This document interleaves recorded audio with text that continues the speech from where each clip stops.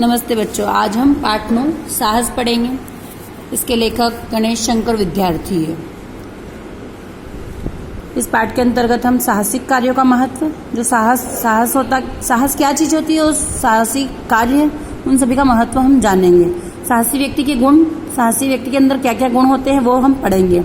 मुहावरों को प्रयोग भी हम इस पाठ के अंतर्गत सीखेंगे। संधि की परिभाषा और उसके भेद भी इस पाठ के दौरान हम पढ़ेंगे। संसार के काम बड़े अथवा छोटे साहस के बिना नहीं होते। संसार मतलब जो अपनी दुनिया है, संसार है, जग है, यहाँ पर कोई भी काम बड़ा और छोटा साहस के बिना नहीं होता है। कोई भी कार्य को करने के लिए हिम्मत चाहिए, साहस चाहिए, मन को ऐसा बनाना पड़ता है, हिम्मत रखनी पड़ती है कि कोई भी कार्य हम आसानी से कर सके। संसार के सभी महापुरुष साहसी थे।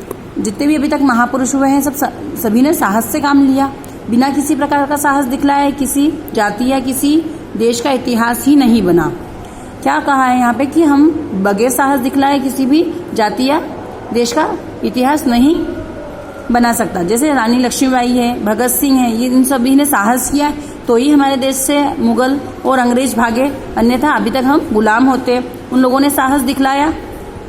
अपने साहस के कारण ही अर्जुन, भीम, भीष्म, अभिमन्यु इत्यादि आदि आज हमारे हृदयों में जीवित है। कौन कौन? अर्जुन, भीम, भीष्म, अभिमन्यु, ये सभी क्या थे? साहसी थे। इसलिए आज भी हमारे हृदय मतलब हमारे मन में उनके लिए जगह है और जीवित है, क्योंकि उन्होंने बहुत अच्छे कार्य किए। आल्पस पर्वत के विशाल शिखरों को पार करने वाले हनीवल, आल्पस जो पर्वत है बहुत बड़े बड़े विशाल शिखर है वहां पर, तो उनको पार करने वाला कौन व्यक्ति था? हनीवल। और नेपोलियन का नाम वीरवरों के नामों के साथ केवल उनके अतुलनीय साहस के कारण ही लिया जाता है। उन दोनों ने बहुत ऊंची पर्वत श्रेणी को पार कर दिया था, इसलिए आज भी उनका नाम लिया जाता है। कौन? हनीवल और नेपोलियन। यह साहस का ही प्रभाव था। अगर उनमें हिम्मत या साहस न होती तो वो ये पार नहीं कर पाते। जिसने तैमूर, बाबर, शिवाजी, क्रोमवेल, रणजीत सिंह और संग्राम सिंह जैसे सामान्य व्यक्तियों को महान बना दिया है ना। देखो, तैमूर, बाबर, शिवाजी महाराज, क्रोमवेल, रणजीत सिंह महाराज है ना, संग्राम सिंह जैसे जो अपने सामान्य व्यक्ति थे उनको भी महान बना दिया। किसके कारण? सिर्फ साहस के कारण। पाठ का नाम भी क्या है? साहस। हम आज साहस के ही बारे में पढ़ेंगे। सच साहसी के लिए केवल साहस प्रकट करना ही अभिष्ट नहीं है ना।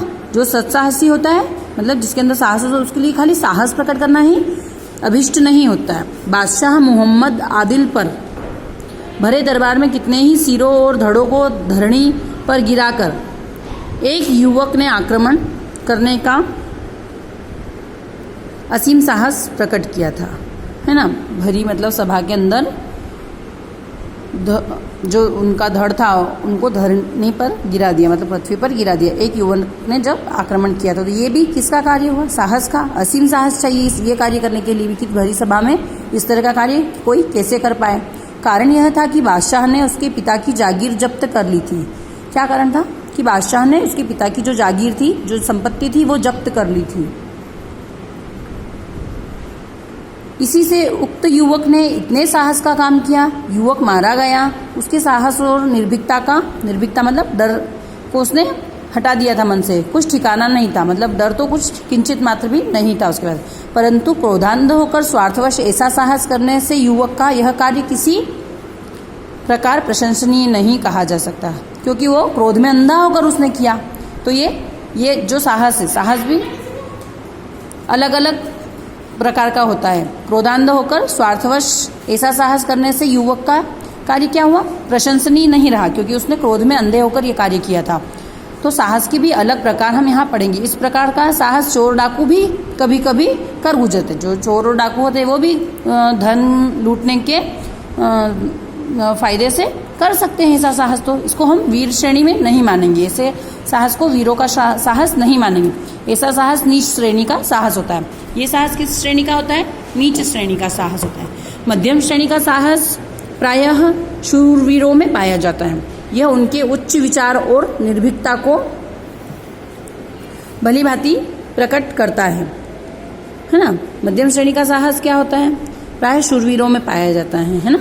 इस प्रकार के साहस वाले मनुष्यों में बेपरवाही और स्वार्थहीनता की कमी नहीं होती, परंतु उनमें ज्ञान की कमी अवश्य पाई जाती है। लेकिन उनमें क्या होती है? ज्ञान की कमी अवश्य पाई जाती है। अकबर बादशाह के पास 2 राजपूत नौकरी के लिए आए। अकबर ने उनसे पूछा कि तुम क्या काम करते हो? वे बोले, जहाँ पहाँ नाहा करके दिखलाएं या केवल कहकर, कि जहाँ पहाँ हम उसको करके दिखलाएं या सिर्फ कहकर। बादशाह ने करके दिखलाने की आज्ञा दी। राजपूतों ने घोड़ों पर सवार होकर अपने अपने बर्छे संभाले और अकबर के सामने ही एक दूसरे पर वार करने लगे। उनकी बर्छे संभाले और एक दूसरे पर वार करने लग गए। थोड़ी देर बाद वे एक दूसरे पर बेतरह टूट पड़े। बादशाह के देखते देखते दोनों घोड़ों से नीचे आ गिरे और मर कर ठंडे हो गए, और मर गए और क्या हो गए? ठंडे हो गए, है ना। इस प्रकार का साहस निसंदेह प्रशंसनीय है, परंतु ज्ञान की आभा की कमी के कारण निस्तेजता प्रतीत हुई। ज्ञान नहीं था इसलिए मर गए, लेकिन आभा है ना जो तेज होता है उसकी कमी के कारण।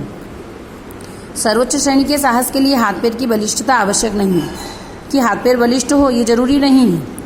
धन मान इत्यादि का होना भी आवश्यक नहीं है। जिन गुणों का होना आवश्यक है वे हैं हृदय की पवित्रता। साहस हो लेकिन उसमें क्या हो? साथ में हृदय की पवित्रता हो, उदारता हो और चरित्र कैसा हो? दृढ़ वाला हो। ऐसे गुणों की प्रेरणा से उत्पन्न हुआ साहस तब तक पूर्णतया प्रशंसनीय नहीं कहा जा सकता है जब तक उसमें एक और गुण सम्मिलित न हो, जिसमें एक और गुण सम्मिलित न हो। इस गुण का नाम है कर्तव्य परायणता। इस गुण का क्या नाम है? कर्तव्य परायणता। कर्तव्य का विचार प्रत्येक साहसी मनुष्य में होना चाहिए। हर साहसी मनुष्य में क्या होना चाहिए? कर्तव्य जो है अपना क्या कर्तव्य परायणता है अपनी, वो तो चाहिए कि अपना क्या कार्य है, क्या अपने कर्तव्य है। इस विचार से शून्य होने पर कोई भी मनुष्य फिर चाहे उसमें उसके और विचार कैसे ही उन्नत क्यों न हो, मानव जाति की भी कोई भलाई नहीं कर सकता। अपने कर्तव्य से अनभिज्ञ मनुष्य कभी भी परोपकारपरायण या समाज हित चिंतक नहीं कहा जा सकता है। देखो भाई, कोई भी व्यक्ति का सिर्फ अपने बारे में सोचेगा तो वो कैसे समाज का भला करेगा? अपने कर्तव्य से अनभिज्ञ होकर वो समाज का और परोपकार कर सकता है। मनुष्य समाज का भला कर सकता है, परोपकार कर सकता है, शुभचिंतक बन सकता है। जब तक वो ये सोचे, जब वो अपने बारे में न सोचकर दूसरों के बारे में सोचेगा तभी उससे अच्छे कार्य होंगे। और हृदय में प्रेम रखना, पवित्रता रखना, उदारता रखना, ये भी एक अच्छे साहस की श्रेणी में आते हैं।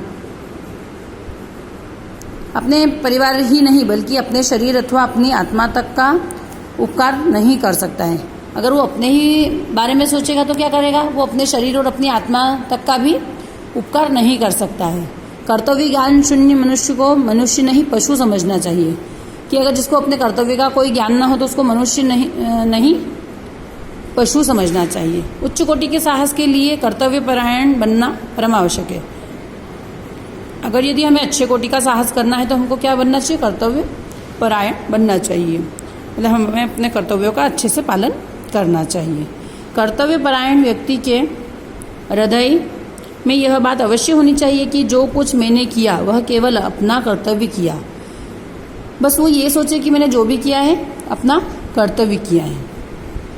मारवाड़ के मोरूदा गांव का जमींदार बुद्धन सिंह किसी झगड़े के कारण स्वदेश छोड़कर जयपुर चला गया था। स्वदेश छोड़कर कहाँ चला गया था? जयपुर चला गया था और वहीं बस गया। थोड़े ही दिनों बाद मराठों ने मारवाड़ पर आक्रमण किया। यद्यपि बुद्धन मारवाड़ को बिल्कुल ही छोड़ चुका था, तथापि शत्रुओं के आक्रमण का समाचार पाकर वह मातृभूमि को संकट में पड़ा जानकर उसका रक्त उबल पड़ा। बुद्धन सिंह नाम का एक आदमी था, उसने अपना जो था गांव और अपना जो देश था वो छोड़ दिया था। लेकिन जब उसे पता चला कि वहाँ पर कुछ मराठों ने आक्रमण कर दिया है तो वो तुरंत ही गुस्सा हुआ और अपनी सेना लेकर वापस अपने मारवाड़ को आ गया।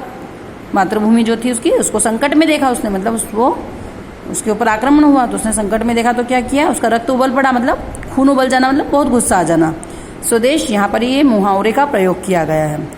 स्वदेश भक्ति ने उसे बतला दिया, यह समय ऐसा नहीं है कि तू अपने घरेलू झगड़े को याद करें, मतलब ये समय ऐसा नहीं कि हम अपने घरेलू झगड़ों को याद करें और उसके लिए कुछ काम न करें। उठ और अपना कर्तव्य पालन कर। क्या कहता है वो, उठ और अपना कर्तव्य पालन करो। इस विचार ने इसे इतना मतवाला कर दिया था कि वह अपने 150 साथियों को लेकर समय पर अपने देश और राजा की सेवा के लिए पहुंच गया। अपने देश और राजा की सेवा के लिए वो वहाँ से 150 मतलब 150 लोगों को लेकर पहुंच गया, है ना। 150 उसके जो साथी थे उनको लेकर कहाँ पहुंच गया, अपने देश मारवाड़ पहुंच गया। इस घटना को हुए बहुत दिन हो गए, परंतु आज तक कर्तव्यपरायण वीर बुद्धन की वीरता को लोग सम्मानपूर्वक याद करते हैं कि वो अपने कर्तव्य को उसने पूरा किया, बुद्धन सिंह ने, इसलिए आज भी उसको सम्मानपूर्वक सभी लोग याद करते हैं। मोरूदा में आज भी एक स्तंभ उन वीरों की यादगार में खड़ा हुआ है। जो मोरूदा गांव है वहाँ पर आज भी एक स्तंभ उन वीरों की याद में खड़ा हुआ है। इतिहास वेत्ताओं के हृदय को उत्साहित करता है, और जो इतिहासकारी लोग हैं जो अपने इतिहास को बताते हैं उनके हृदय को उत्साहित करता है। मतलब कि ये कहना चाहिए कि हमें भी कुछ ऐसा काम करें हम भी कि अपना जो साहस हो वह हमेशा कोई याद रखे। इन गुणों के अतिरिक्त सत्साहसी के लिए स्वार्थ त्याग भी परम आवश्यक हैं। जो सत्साही हैं उसके लिए स्वार्थ और त्याग भी परम आवश्यक है। अपना जो स्वार्थ होता है उसको त्यागना चाहिए।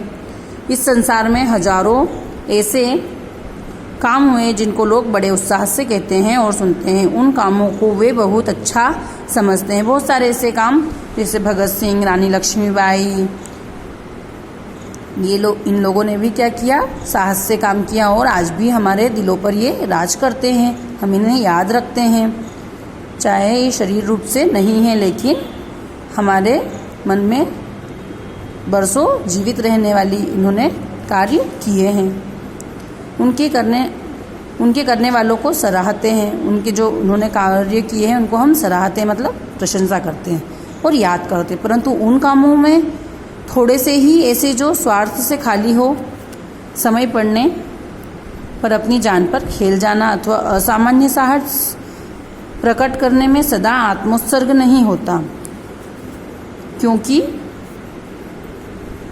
बहुधा ऐसा काम करने वाले यश के लोभ से अपने नाम को कलंकित होने से बचाने के इरादे अथवा लूट मार के द्वारा धनोत्पार्जन करने की इच्छा में ऐसे मदान्ध हो जाया करते हैं कि वे अपने मतलब के लिए कठिन काम करने में संकोच नहीं करते, कि वो अपने कार्य करने में और धनोपार्जन करने में वे कभी भी संकोच नहीं करते। सत्साहसी व्यक्ति में एक गुप्त शक्ति रहती है। जो सत्साहसी व्यक्ति होता है उसमें क्या होती है, एक गुप्त शक्ति होती है। गुप्त मतलब छुपी हुई शक्ति होती है, जो कि जिसके बल से वह दूसरे मनुष्य को दुख से बचाने के लिए प्राण तक देने को प्रस्तुत हो जाता है, मतलब प्राण तक देने के लिए प्रस्तुत हो जाता है।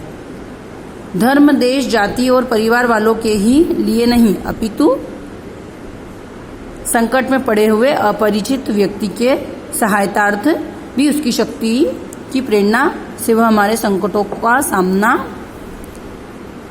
करने के लिए तैयार हो जाता है। देखो, कुछ व्यक्ति के अंदर क्या होती है, कुछ ऐसी गुप्त शक्ति होती है जो छुपी हुई रहती है, अपने को पता नहीं होती है।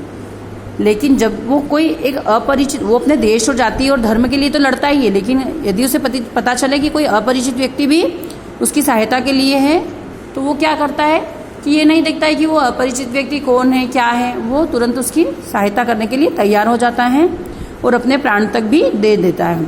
अपने प्राणों की वह लेश मात्र भी परवाह नहीं करता। लेश मात्र भी मतलब 84 भी परवाह नहीं करता है कि मैं इसमें मर सकता हूँ, या इस तरह से वो, या मुझे कोई संकट मेरे ऊपर आएगा, या मुझे कोई हानि हो सकती है, इस तरह से वह नहीं सोचता है। हर प्रकार के क्लेशों को प्रसन्नतापूर्वक सहता है, मतलब कितने भी क्लेश हो, बातें हो, उनको वो प्रसन्नतापूर्वक सहता है, और स्वार्थ के विचारों को वह फटकने तक नहीं देता, और स्वार्थवश विचार को वो क्या करता है, अपने आसपास फटकने तक भी नहीं देता है। सत्साहस के लिए अवसर ही राह देखने की आवश्यकता, जो अच्छा साहस हो उसके लिए अवसर की राह देखने की आवश्यकता नहीं होती, क्योंकि सत्साहस दिखाने का अवसर प्रत्येक मनुष्य के जीवन में पल पल में आया करता है। देश काल और कर्तव्य का विचार करना चाहिए। देश काल और कर्तव्य का विचार करना चाहिए कि हमारा देश और हमारा कर्तव्य क्या है, उस पर विचार करना चाहिए। नहीं कि ये सोचना चाहिए कि हमें जब साहस दिखाना है तो उसका समय आएगा, ऐसा हमें नहीं सोचना चाहिए। स्वार्थ रहित होकर साहस